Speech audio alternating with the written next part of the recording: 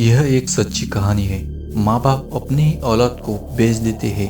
कई लोग इन पर हंसते थे, लेकिन उसके बाद जो हुआ सब हैरान रह गए। यह कहानी किसी फिल्म की नहीं है और न ही काल्पनिक। ये एक सच्ची कहानी है। ये कहानी सीख देती है जो आपकी कमजोरी है वही आपका सबसे बड़ा स्ट्रॉन्ग पॉइंट है। इनका नाम है सिद्धि जी। शारीरिक और मानसिक रूप से कमजोर होने के बाद भी लोगों को हंसना सिखाया और लोगों के दिलों में जगह बनाया और बताया खुश रहने के लिए ज्यादा कुछ नहीं चाहिए। सिद्धि जी का जन्म 10 सितंबर 1901 में अमेरिका के ब्रॉक्स में हुआ। बचपन में लोग इन्हें साइमन मेट्स के नाम से जानते थे। बचपन में सिद्धि जी अन्य बच्चों की तरह ही दिखाई देती थी, लेकिन जैसे जैसे उम्र बढ़ती गई सामने ऐसी बात आई, ये माइक्रोसेफिन नाम की बीमारी से पीड़ित थे। इसमें चेहरा ठीक रहता है लेकिन सिर बहुत ही छोटा होता है। कॉमन आदमी के मुकाबले सर आधा ही होता है। इसी कारण पीड़ित मानसिक रूप से कमजोर रहता है। ये बीमारी जेनेटिक या जब माँ पेट से हो और नशे का सेवन करती हो तब होती है। अभी तक साइंस के पास इसका कोई इलाज नहीं है और ये सबसे बड़ी दुख की बात है। वैसे तो सिद्धि जी के माँ बाप अमीर थे, फिर भी सिद्धि जी के माता पिता सिद्धि जी को लोगों से छुपा के रखते थे।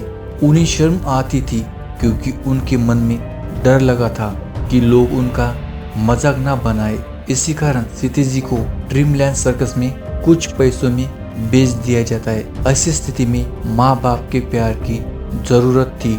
वह एक सर्कस का एक खिलौना बन गए। लेकिन यहाँ से शुरू हुआ एक नया सफर। सिद्धि जी जवान होने के बाद भी दिमाग एकदम छोटे बच्चे जैसा ही था और छोटे छोटे शब्द को आपस में जोड़कर ही बोल पाता था। सर्कस में शो के दरमियान हमेशा लड़की के कपड़े पहनते थे और उन्हीं कपड़ों में शो करते थे। अपनी मासूम हरकतों से लोगों को हंसाते थे। धीरे धीरे अपनी मासूमियत और फनी नेचर से दर्शकों का और अपने साथियों का चाहता बन गया। कोई भी इनके संपर्क में आता था तो इनकी मासूमियत, भोलापन, सादगी का फैन बन जाता था। सिद्धि जी सर्कस में इस तरह फेमस हुए, हॉलीवुड मूवीज में भी ऑफर आने लगे। इसके बाद इन्होंने कई सारे मूवीज में काम भी किए। 1932 में इनकी फिल्म फ्रिक्स में एक्टिंग किया और इसी मूवी से रातों रात सिद्धि जी सुपरस्टार बन गए। इस मूवी में सर्कस में होने वाले प्यार और धोखे को दिखाया गया था। इस मूवी में कई डरावने और भड़काऊ किरदार भी थे। 1936 में चिंपैंजी के ट्रेनर जॉर्ज, उन्होंने सिद्धि जी को गोद में ले लिया। जॉर्ज ने मरते दम तक इनका ख्याल रखा, लेकिन जॉर्ज की मौत के बाद जॉर्ज की लड़की ने देखभाल करने के लिए मना कर दिया और उन्हें मेंटल हॉस्पिटल भेज दिया गया, जहां पागल लोगों का इलाज किया जाता था। सिद्धि जी 3 साल पागलों के हॉस्पिटल में रहे। इन पलों में अपने सर्कस के पुराने पलों को याद करते थे और खुश होते थे। मेंटल हॉस्पिटल में सही से केयर न होने के कारण धीरे धीरे उनकी तबीयत बिगड़ने लगी। इसलिए इनके सर्कस के जादूगर दोस्त ने हॉस्पिटल से गुजारिश की है सिद्धि जी को उन्हें सौंप दिया जाए और उनकी रिक्वेस्ट मंजूर भी हो गई। बाद में सिद्धि जी ने डॉक्टरीन नाम की सर्कस ग्रुप ज्वाइन किया।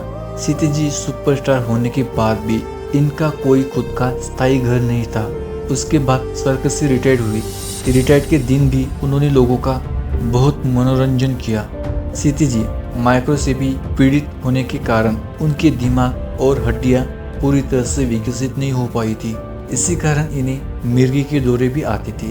ये बीमारी इतनी बढ़ गई कि बाद में देखने और सुनने के लिए भी बहुत सी परेशानियां झेलनी पड़ती थी। और फिर 10 सितंबर 1971 में 70 साल की उम्र में इस दुनिया को छोड़कर चले गए।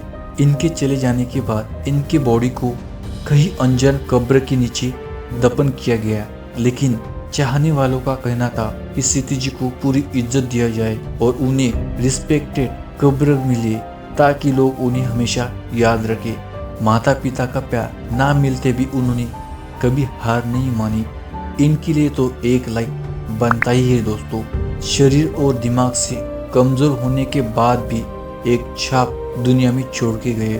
अगर वीडियो आपको पसंद आया हो तो सब्सक्राइब जरूर करें। ऐसी ही वीडियो आपको मिलती रहेगी।